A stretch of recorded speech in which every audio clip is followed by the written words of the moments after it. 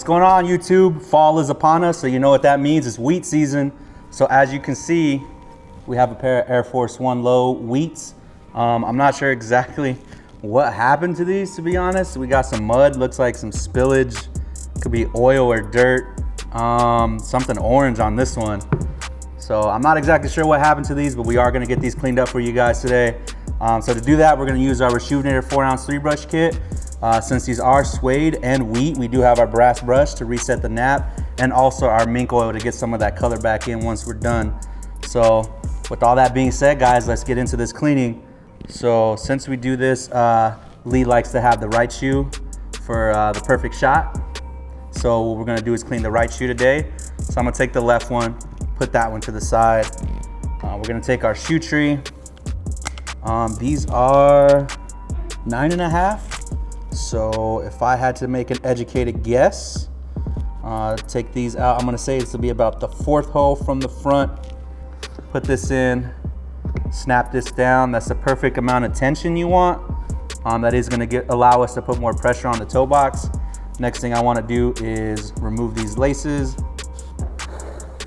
So now that we got the laces removed, we're gonna put these to the side. Next thing I wanna do is take our trusty collapsible bowl. I love this thing. So we're gonna put some water in there. Since you're only cleaning one shoe, you honestly can get away with using 1 squirt. I usually like to clean multiple shoes at one time, so I'll usually put like 2 squirts. For video purposes, since this isn't my personal solution, I'm gonna put 2 squirts in there. Now with these, since they are a suede material, I'm gonna wanna start with our soft bristle brush.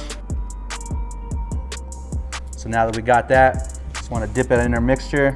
I like to kind of mix it up a little bit, just to try to get the suds to start going, and then shake off excess water. The one thing that should be said about cleaning suede, especially this shoe in particular, wheat shoes, is you want to clean the entire shoe evenly. You don't just want to spot clean certain areas, because then when it dries, it could dry darker in some spots or lighter in some spots. So make sure you clean the entire shoe evenly whenever you're cleaning a wheat shoe.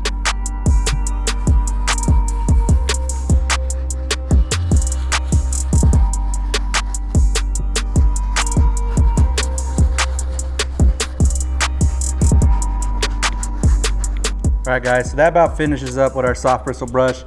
I went ahead and went over the entire upper.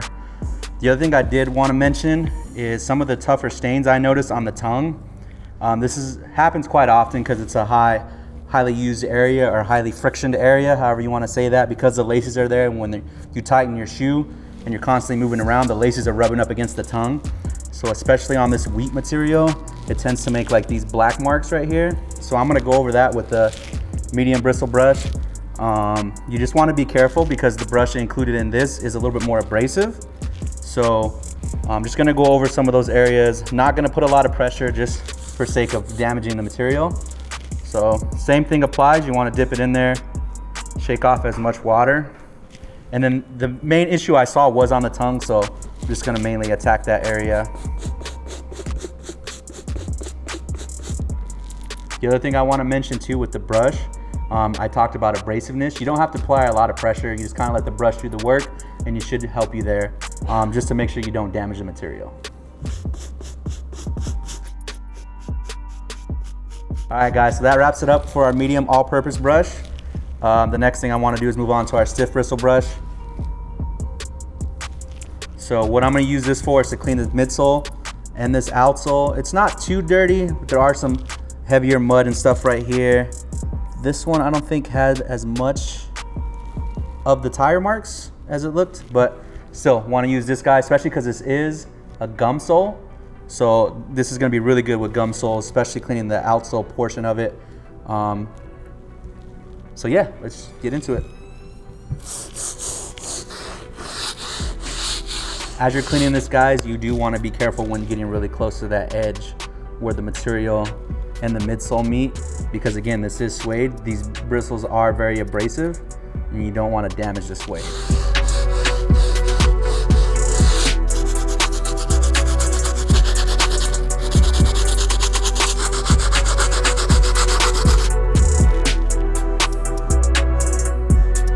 All right, guys, so I just finished cleaning the outsole and the midsole. One last thing I want to do before I let these dry is just take a once over, look at the uppers and make sure there's no other areas that need extra attention. Cool, so I did see a few other areas. Lee actually pointed it out to me. Gonna hit up a couple of these small areas on the outsole, just so we make sure we give you guys the cleanest product possible. There's another spot right here too. So another trick I like to do also is when I'm getting really close to the edge where the upper meets the midsole, is I'll put my hand usually across that line where the two materials meet, kind of as a little barrier so the bristles don't hit that material. So I'm gonna go ahead and do that in this spot right here.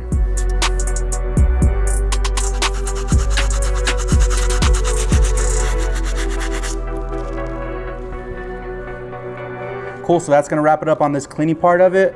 I am gonna clean the laces really quick, then we're gonna let these dry. After we let these dry, we're gonna hit them up with the brass brush and the mink oil to restore that texture and that color to these. So let's go ahead. Oh, one more thing.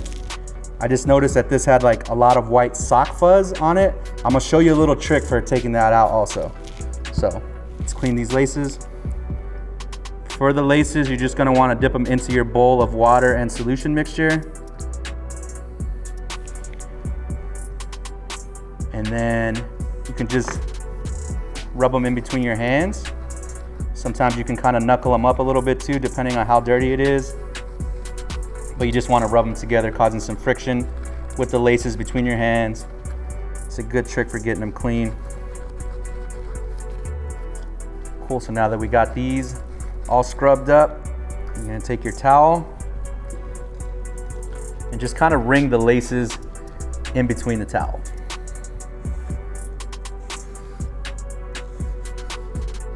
Now that we got this stuff all cleaned up, let's go ahead and let these bad boys dry, and then we'll come back and do the brass brush process. A few moments later. All right guys, we're back from letting these dry.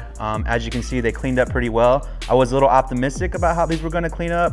I actually started doing some testing right here too with dry brushing it. Originally, I started off with our medium bristle brush, but to be honest, I was afraid it was gonna scratch it. So I honestly just used the soft bristle brush. It actually did the job. The other thing we're gonna do, as you can tell, it is a little bit lighter on the toe box area than right here. So this was already brushed, this hasn't been brushed yet. So what I'm gonna do is go over the entire shoe, brush it, and then we're gonna spray it with our mink oil to give some of that color back in. So let's go ahead and do that right now.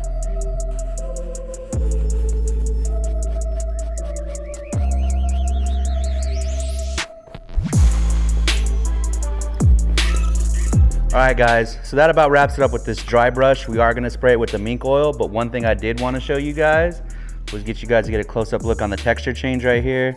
Just dry brushing it, you can see the texture goes from light to dark. So that's a good indication that these cleaned up pretty well. And you always wanna make sure you do a dry brush afterwards just to kind of get that texture back, because one thing that tends to happen with this like suede material on these wheat shoes is once you wet it, it starts to get really crunchy, I should say. So definitely got a dry brush afterwards. But as you can tell, the shoe is lighter. So that is one result, but that's why we have our mink oil over here. We're gonna spray that in, rub it in, and that should restore a lot of the color to this. So let's go spray these really quick. All right guys, we came outside because you do wanna spray this in a well-ventilated area. So no better place to do that than outside. So what you wanna do is hold the can about 6 to 8 inches away and just kind of spray it in.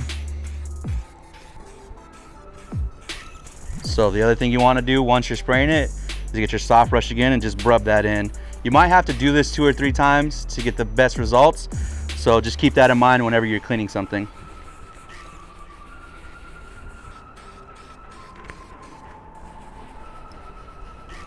All right guys, we are back from spraying these with the mink oil.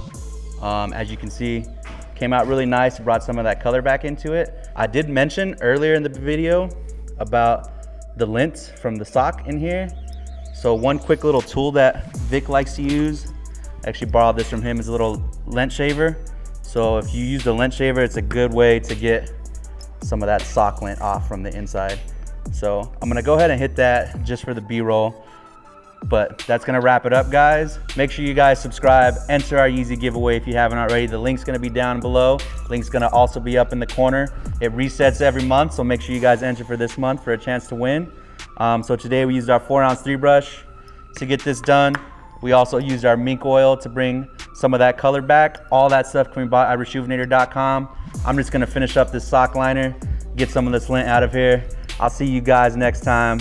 It's Fresh D out.